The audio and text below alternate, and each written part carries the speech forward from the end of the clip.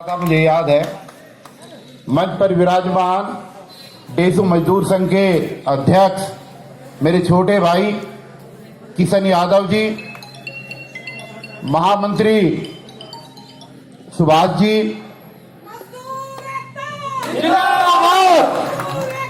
जिंदाबाद। एक और हमारी क्रांतिकारी बहन आई है, सुमन जी, आपका स्वागत है, आइए। और मंच पर विराजमान सम्मानित मंच पर जितने भी साथी मौजूद हैं, जितने मेरे साथी यहाँ पर अलग अलग डिवीजनों से आज आए हुए हैं, आप सभी को मेरा नमस्कार। अंतर्राष्ट्रीय मजदूर दिवस के ऐतिहासिक मौके पर, शुभ अवसर पर आपको, आपके परिवार को, आपके संस्थान को बहुत बहुत हार्दिक शुभकामनाएं। और आज इस शुभ अवसर पर ये जो मजदूर दिवस है दोस्तों, ये एक कसम खाने का दिन होता है। अपने अधिकारों के साथ साथ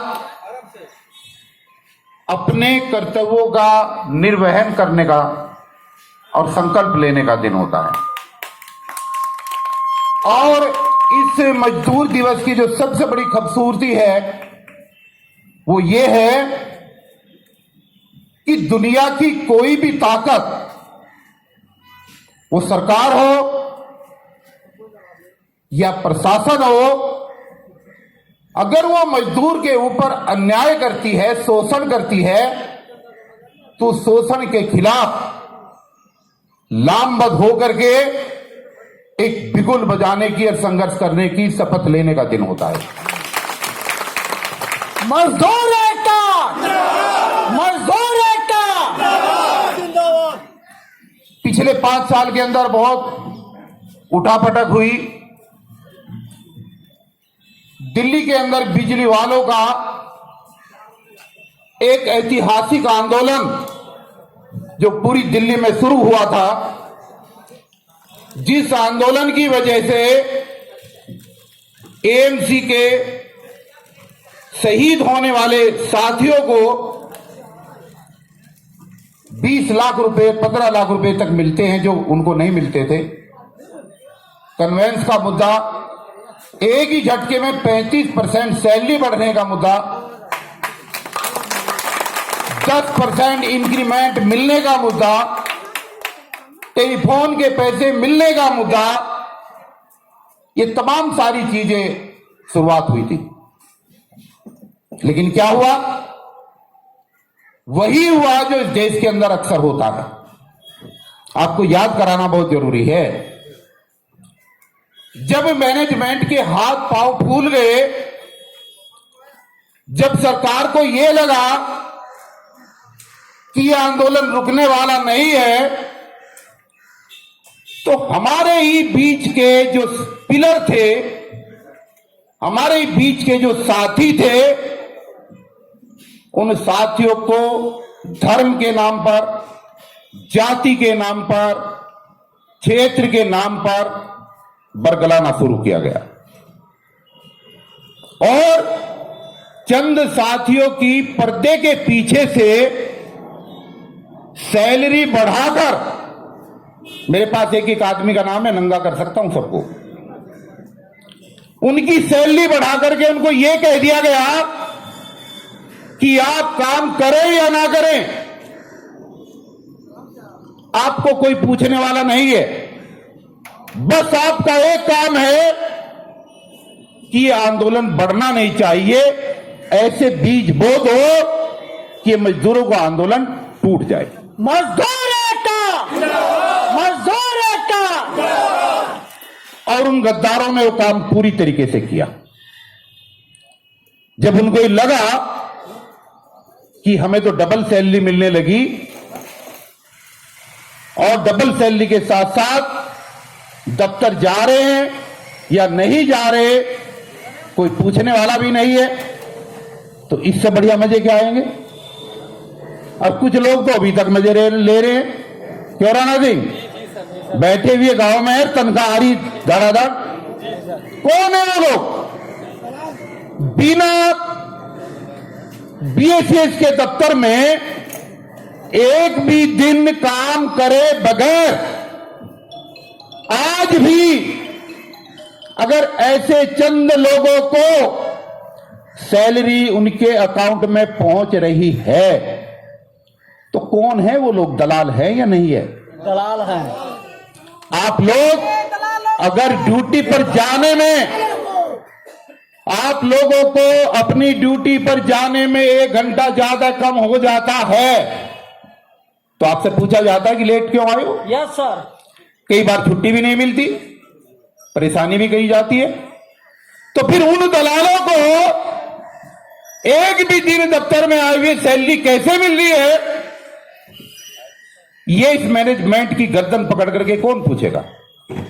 ये तो पूछना पड़ेगा ना, सरकार से भी पूछना पड़ेगा, ये केजरीवाल साहब से भी पूछना पड़ेगा कि सरकार बनने से पहले सभी ठेके पर काम करने वाले कर्मचारियों को पक्का करने की बात कही थी भाई साहब आपने, और आपने ये भी कहा था मैं लोकपाल लेकर के आऊंगा। आपने ये भी कहा था कि भागते हुए मीटरों के खिलाफ, अनिल अंबानी के खिलाफ एफआईआर कराऊंगा, शीला दीक्षित के खिलाफ एफआईआर कराऊंगा। आपने ये भी कहा था कि मैं दिल्ली के अंदर वीआईपी कल्चर को खत्म करूंगा, बड़ा बंगला नहीं लूंगा, गाड़ी नहीं लूंगा, आम आदमी की तरह रहूंगा। और यह भी कहा था कि भ्रष्टाचार करने वाले किसी भी आदमी को बख्शा नहीं जाएगा। यही तो था। ये कांग्रेस के खिलाफ एक मुहिम थी, लोगों ने साथ दिया, विश्व रिकॉर्ड जीत के साथ मुख्यमंत्री बनाया। लेकिन क्या इन पांचों चीजों में से एक भी चीज हुई? क्या कर्मचारी पक्के हुए? क्या वीआईपी कल्चर खत्म हुई? 45 करोड़ बंगले पे लगने वाले पैसे का रोजाना मामला आ रहा नहीं आ रहा? आप देख रहे होंगे टीवी पे। क्या लोकपाल दिल्ली के अंदर आया? नहीं आया। क्या भ्रष्टाचार खत्म हुआ? नहीं हुआ। भाई भ्रष्टाचार तो खत्म नहीं हुआ, लेकिन केजरीवाल साहब आपके 6 मंत्री जेल जरूर चले गए, जिनमें 2 आज भी जेल में हैं। तो ये कौन सा भ्रष्टाचार खत्म किया? और तो आज भी उनको भगत सिंह के फौलादी जंगे पता नहीं क्या क्या कहता है, देशभक्त कहता है। कोर्ट उनको सजा नहीं दे रहा है, कोर्ट उनकी बेल नहीं दे रहा है, और तो अपनी तारीफ किए जा रहा है। ये मजदूर मर रहा है, ये मजदूर पिस रहा है, और बिजली वाला मजदूर तो पक्का भी नहीं होना है। ये तो डिपार्टमेंट ही कच्चा है, यहां तो पक्की नौकरी भी नहीं मांग रहा कोई।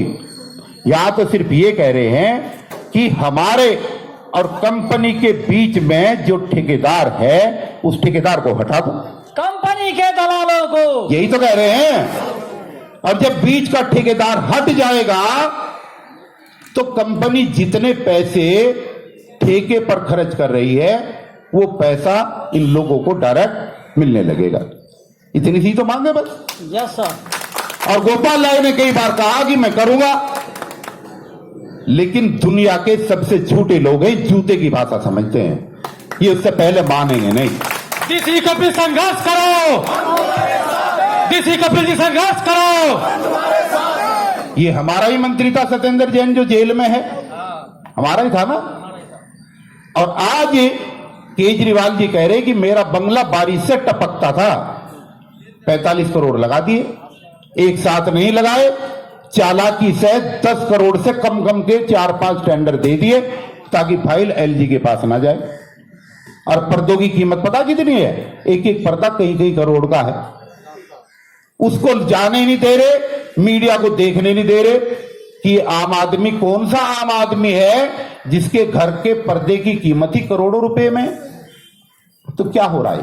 और हम तो कह रहे हैं तुम खूब कमाओ, तुम खूब करोड़ों के नहीं अरबों के पर्दे लगाओ, भाई हमें कोई लेना नहीं है।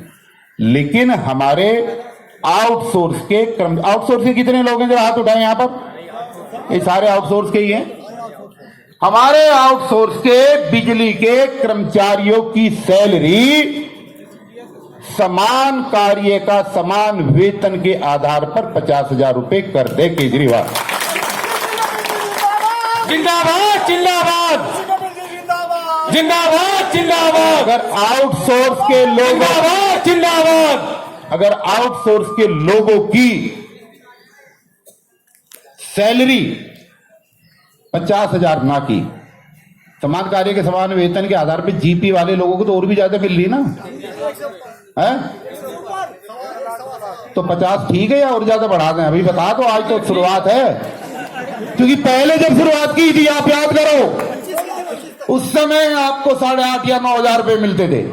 आज 25,000 मिल रहे, नहीं मिल रहे, ज्यादा भी मिल रहे होंगे किसी को। तो आज जो शुरुआत होगी, उस शुरुआत पे फिर अडिग रहना है ईमानदारी के साथ। मैं कह रहा हूं कि 50,000 कर दो, उसके बाद में फिर बढ़ा लेंगे अगले बार। तो 50 तक ठीक है। देखिए, आज हालात ये है दोस्तों, एक बात का ध्यान करें, सीरियसली, हंसने वाली बात नहीं है।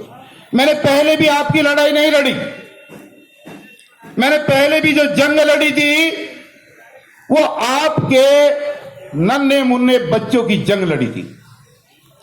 मुझे ये पता था कि 8,000 की सैलरी लेने वाला मजदूर किसी भी सूरत में अपने बच्चे को अच्छे स्कूल में नहीं पढ़ा सकता, क्योंकि स्कूल की फीस आज की तारीख में 5,000 रुपए से कम नहीं है।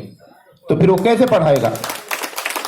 इसलिए अपनी कोठी, बंगला, गाड़ी, सारी शान शौकत, अपनी 3 लाख रुपए की नौकरी को लात मार करके मैंने आपको चुना था कि मैं अगर इनकी सैलरी बढ़वा देता हूं और इनके बच्चे अच्छी शिक्षा प्राप्त करने के लायक बन जाएंगे, तो शायद हमारा इस धरती पे पैदा होना एक सार्थक होगा, किसी गरीब की आंसू पहुंचना सार्थक होगा। ऋषि कपिल संघर्ष करो, हम हमारे साथ हैं। ऋषि कपिल जी संघर्ष करो, हम तुम्हारे साथ हैं। और उसमें सफलता मिली।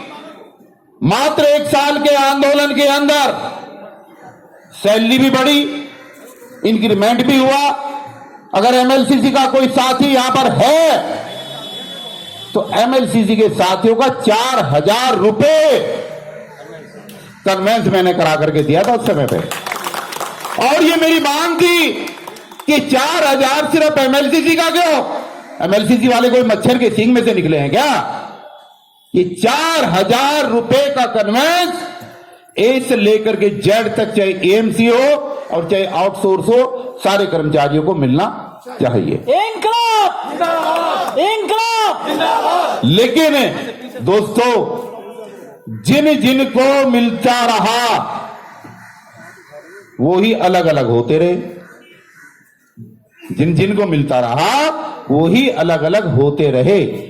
पहले रोते थे इस बात के लिए कि सैलरी कम है साहब, गुजारा नहीं हो रहा।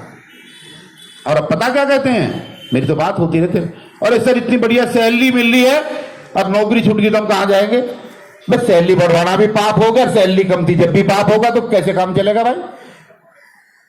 आंदोलन से नजरें चुरा के वो लोग जिनको भरपेट सैलरी मिलने लगी, सुपरवाइजर कोई पोस्ट नहीं है, सुपरवाइजर आप ही के बीच के आपके भाई हैं, है या नहीं आपके बीच के भाई? कई सुपरवाइजर ऐसे हैं जिनको 40 या 45,000 रुपए सैलरी मिल रही है। मिल रही है नहीं मिल रही है? कहां से आई वो उन सुपरवाइजर की सैलरी 50,000 60,000 कहां से आई? क्योंकि मैनेजमेंट ने सुपरवाइजर को जिम्मेदारी दी कि एमआरआर बीडी का जितना खून पी सके इतना खून पी ले, तेरी सैलरी बढ़ा दे। यही तो हुआ, यही तो हुआ। और इस आंदोलन को, दिल्ली के आउटसोर्स के आंदोलन को उन्होंने ध्वस्त करने का काम किया, यही हुआ। और मैं आपको एक बात कहना चाहता हूं, 1 मई मजदूर दिवस के अवसर पर कि दोस्तों, क्रांति, भीड़ कभी क्रांति नहीं करती है। अगर आप सोचे कि भीड़ से क्रांति होती है, बिल्कुल नहीं होती। क्रांति के लिए सिर्फ 10 लोग चाहिए। मुझे नहीं याद है, जब मैं एक बार वेस्ट में गया तो मेरे साथ 3 या 4 लोग थे गलती से, और वो उधर से पूरी भीड़ उतर रही थी वेस्ट वाले दफ्तर में, और हम 2-3 थे, और वो सरदार जी जो थे बहुत वहां पर, उनका बहुत रुतबा था, वो 2 मिनट में उनका कांड हो गया था। उन 3-4 लड़कों ने कर दिया था। जिंदाबाद जिंदाबाद। आज अंतर्राष्ट्रीय दिवस के अवसर पर ईमानदारी से बात करने की जरूरत है। अगर इतनी बड़ी भीड़ में, ये भीड़ कम नहीं है, हजारों लोग नहीं चाहिए। अगर आज ईमानदारी के साथ 10 लोगों ने भी शपथ खा ली मेरे साथ, तो इस दफ्तर की चूल्हे हिला दूंगा 10 दिन के अंदर।